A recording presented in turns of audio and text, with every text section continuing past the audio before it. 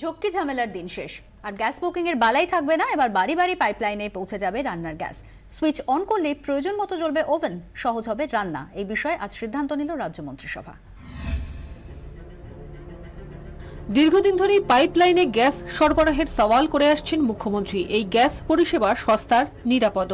এবার রাজ্য মন্ত্রিসভায় গৃহীত হলো পাইপলাইনে রান্নার গ্যাস সরবরাহের সিদ্ধান্ত। গেইল আর ক্যালকাটা গ্যাস কর্পোরেশন, এই দুটি সংস্থাই কলকাতা এবং সংলগ্ন শহরে পাইপলাইনে সিএনজি বা প্রাকৃতিক গ্যাস সরবরাহ করবে।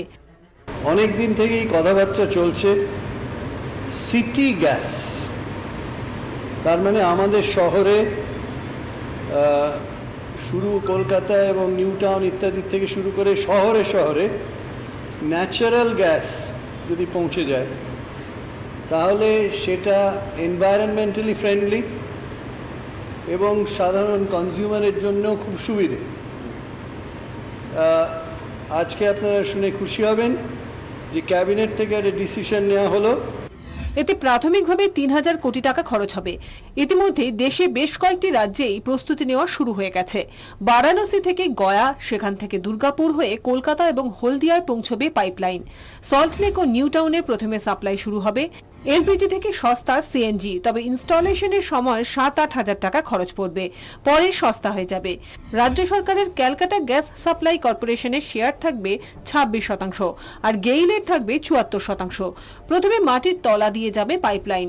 বাড়িতে গ্যাসের মিটার বসানো হবে। মিটার রিডিংয়েই বোঝা যাবে কতটা গ্যাস ব্যবহার হচ্ছে।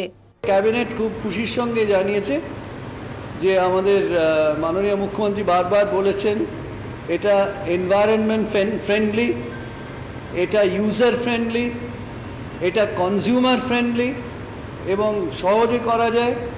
আর মডার্ন টেকনোলজি যেখানে চলে গেছে, সেখানে আগে যে ধরনের টেকনোলজি ব্যবহার করা হতো, এখন অনেক মডার্ন টেকনোলজি চলে গেছে, যাতে এই রকম ধরনের গ্যাস পাইপলাইন সৃষ্টি করায় কোনো অসুবিধে নেই।